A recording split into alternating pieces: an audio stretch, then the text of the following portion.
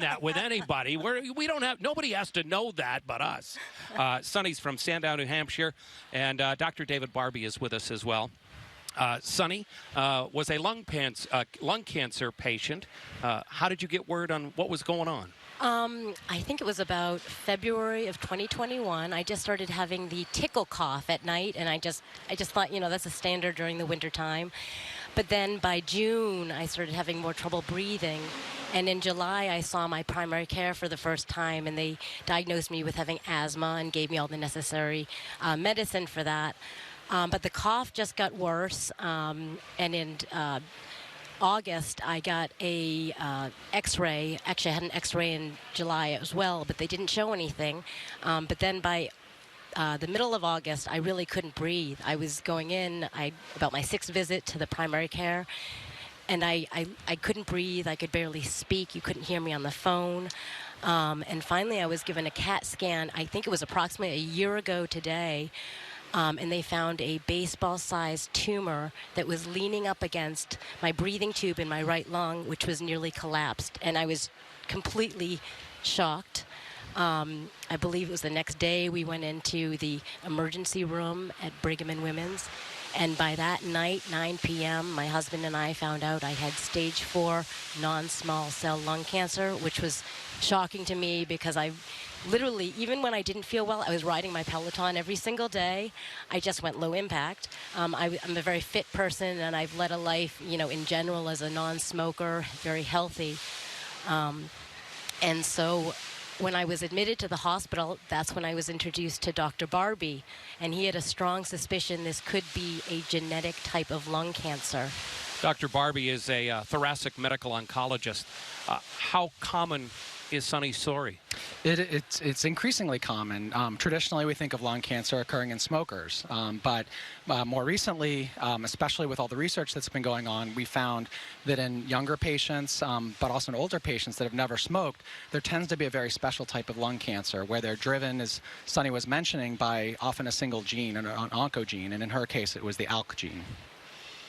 Tell us a little bit about how you go about treating the issue that Sonny had.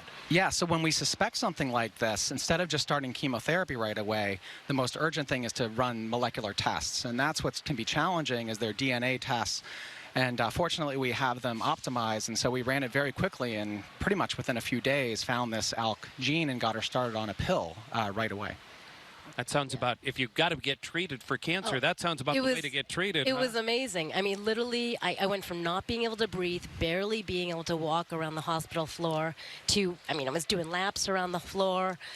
By the time I got out a week later, I hopped on my Peloton. I'm riding again. I mean, I was still low impact, but I felt amazing. And that went on for 4 months until we saw progression. And at that point, I started on a different targeted oral chemotherapy, kind of a catch-all targeted oral chemotherapy that we were hoping would do the trick. And we spent a month and a half on that. And it didn't, unfortunately. And I ended up back in the hospital. And then we had to take a different course. And at the same time, we also ran more genetic testing. And unfortunately, the results were taking quite a while. We got the other results we got within a week. These results it took us like maybe a month and a half. So we had to do something before we knew if I had another genetic mutation and I can go on a targeted oral chemotherapy. We had to do something first because the cancer was moving quickly. So we went with a plan of 2 types of chemo and 1 type of immunotherapy, Keytruda. And that actually we found to be effective. And that was something new that Dr. Barbie was doing, because typically you don't give immunotherapy to a patient with genetic lung cancer. You give it to more of a standard lung cancer case. So this is all new for us. And at this point, I've actually gone down, after 7 to 8 weeks, every 3 weeks having that treatment, I've gone down to having 1 type of chemo, kind of like a maintenance chemo, and immunotherapy. I'll do that for the next year. And then it will be 2 types of immunotherapy. Only immunotherapy for the next 2 years after that. Wow. You know, Lisa, that's the thing about the Jimmy Fund Radio Telethon. We think of your kids and we think of helping them, and we should. But it's the research. It's what we're able to find out that nobody knows about, and the 100%. advances that get made. Well, of course, I'm listening to you, Sonny, and I think I saw your kids up. Yeah. So, of course, you know, how did you emotionally, we know Dr. Barbie, he is taking care of you physically. How did you take care of yourself mentally to get through each treatment and each disappointment?